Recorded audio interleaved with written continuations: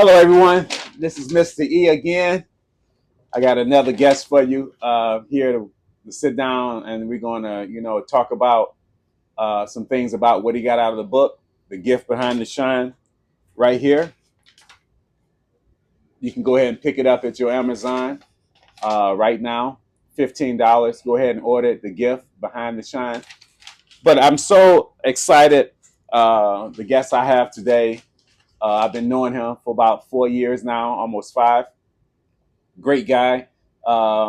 He was excited about me writing the book, and he had to get a copy. And I told him, hey, if you read the book, let's do an interview. Let's do a one-on-one. So he's here with me here today, and we're gonna talk a little bit about the book, see what he got out of it, and some tips and things. All right. So let's get back. Let's get right into it. So tell us your name. My name is Alex Rossie. Okay. I met this gentleman at UWM, United Wholesale Mortgage, where he works a couple of days a week as part of this beautiful business here. Mobile bus, mobile shoe shine. That obviously became an evolution of the business when COVID hit. And, when you see this man's energy, you know what he's all about. He's all positivity, spiritual. The aura of this man is something you don't forget. And even though I don't work at UWM anymore, we stay in touch. And I read this book. It inspired me. I figured I would take a couple minutes with you, man. Listen, Alex, we appreciate the words of encouragement. But tell the audience, what is your occupation? What do you do every single day? So I'm in sales. Again, I'm 35 years old. I've been in a number of different sales opportunities. UWM in sales is where I met this guy. Now I work at Canon. Okay. And again, my occupation a lot of time leads me to understanding people. And the way Mr. E looks at life, the way he views people is something that, anytime I get that type of motivation from someone who, I'm not going to say crack the code because life always keeps you guessing, Absolutely. But has learned lessons through experience in his life and has done a great job of communicating those lessons to people that are learning, like myself, like everybody. And again, I found some inspiration, not only through my career, but as a person, I think, Alex, one of the things that I really admire about you is your determination. Even when things get hard, you persevere. You don't let it stop you. Sometimes things are challenging, but think about it. Life is challenging itself. So it's not going to be an easy walk through life. No way. And we were just talking about that right before the book, how, you don't want an easy life of going through life and everything just happening for you, unfolding, because now you don't know how to discern good a life or a bad life or struggle or happy. So you need those oppositions to come together, so you can show you the difference. So that's what's important. But let's talk about this. Was the book an easy read for you? Yes. Yeah. But the reality is I wasn't reading this book to challenge my reading ability. All right. You know what I mean? Yeah. I was reading this book slowly. Right. Okay. Analyzing what I'm reading. Right. Taking notes on what I'm reading. Right. I got pages of notes. And there might not be a whole lot of pages in this book, but the quality within those pages and those words is what I focused on. I think that's what I try to tell all the people out there about the book. It's not geared to just one type of person, one type of occupation. It's geared to, if you need some tips to help your journey, this is the book for you. And so that's what I'm trying to bring to the audience with this book, with different people, different backgrounds. Just let them know that you can get something out of this book. Definitely. But you got to be open-minded to receive it, and I think that's what it takes, being an open-minded person. So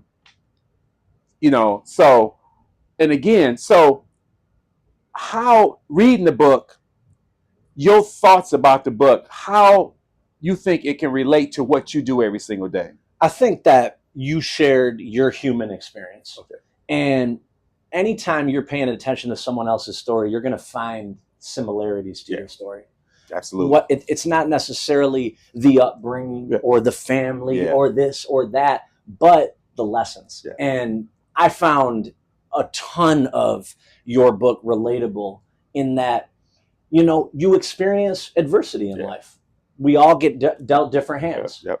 You didn't have your dad around. I had my dad around. Now, what I learned is how that made you feel, how you responded to that adversity, how it actually made you stronger. Right. And while the strength having a dad has given me, right, there's areas that I can learn what you learned through that. Now, what you dealt with is deeper, right, I would say, because again, that's your dad. Right. You know what I mean? Yeah. That's your absolutely foundation. Absolutely. That's who created you. And in that, though, come the lessons of you can't always know and count that people are going to be there for you. And but see, this is why I think it's just I had an opportunity to put my thoughts and what I dealt with in a book. But everybody has a story. That's right. It doesn't matter if you got a mother and father in the house, you still going to have challenge. You can have all that and still feel like I'm by myself or exactly I don't have the support. And I think everyone wants that person they can look in their corner, especially your parents, to say, hey, they there for me. Every child, every boy want to look in the stands if he playing sports and say, that's my dad up there. And want to make him proud. Exactly. Yeah. You know what I'm saying? He wanted like, oh, dad is proud of me. And for him to come tell you, hey, son, you did great. You made me proud. You know, exactly. You made me look good. I'm proud of, so, and that's one of the things I think a lot of people miss growing up is that they miss the small things in life that really makes the difference.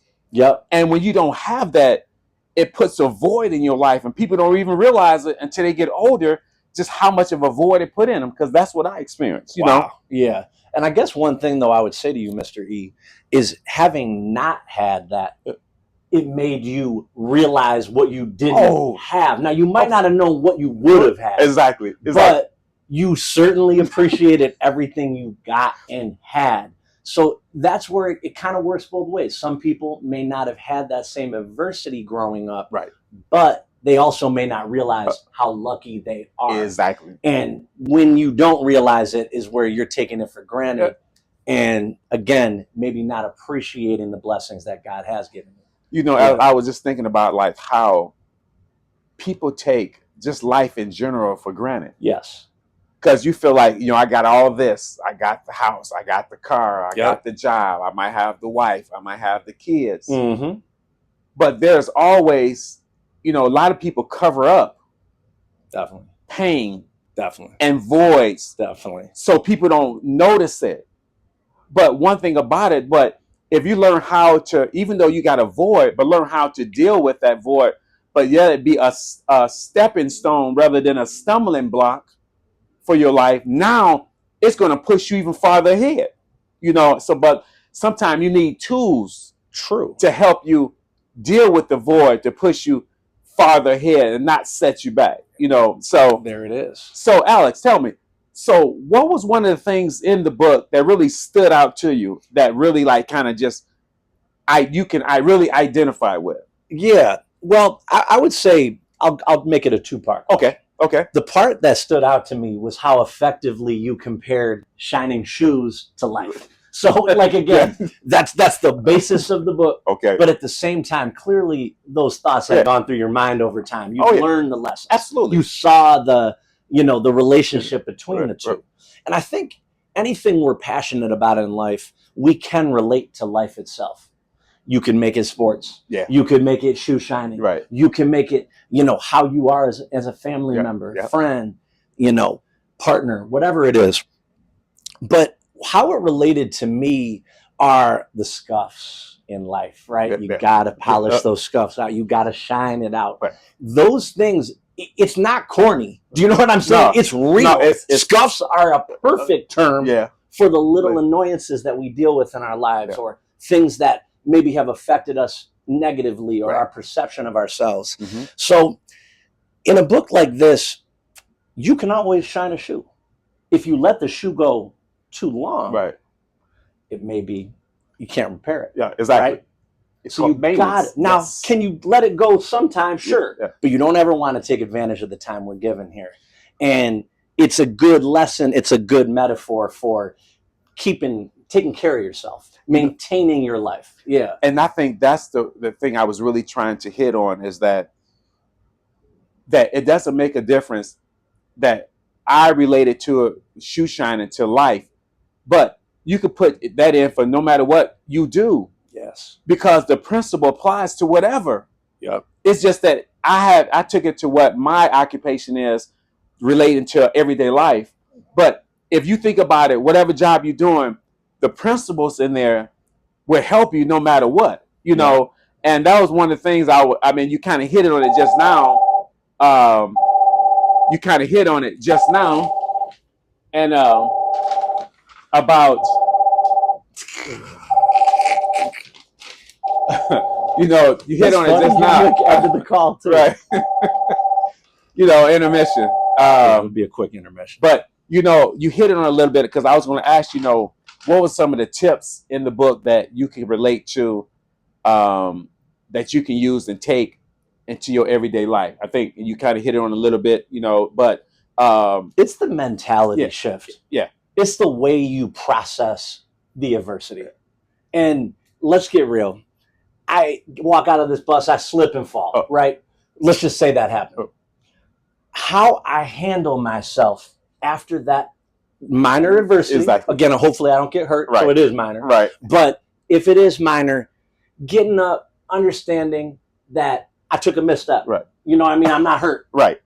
I'm all right. I had a great time with Mr. E. That's one way to handle it. The other one could be like, dang, man, like I did this and this and this.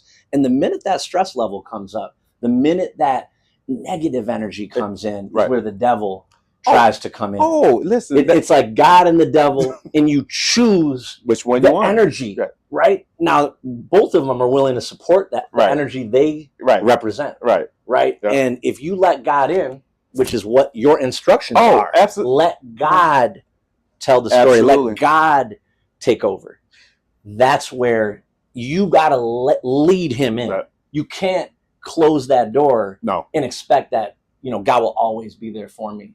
Nope. But I'm not actually doing my end of the bargain. Right. But see, this is the thing too, Alex. I tell people a lot of times is that everything is a choice. We choose good and evil. Yeah. They both are there, but it's all about, okay, what choice am I going to make? It's easy, but we find out it's so easy to go to negative before we go to positive. No matter what the situation is, we are programmed to go to negative first of a situation rather than looking at the positive. Yep. So it's like you got to train yourself to, okay, let me focus on the positive before, because I know the negative is already there, because everything we deal with is a negative energy. Sure. So that's why it's such a struggle with jobs, with life, with growing up, just like how I grew up, how it kind of left a void, but I could have made the choice, and it could have devastated me. Could have buried you. Devastated me. But I made the choice, say no.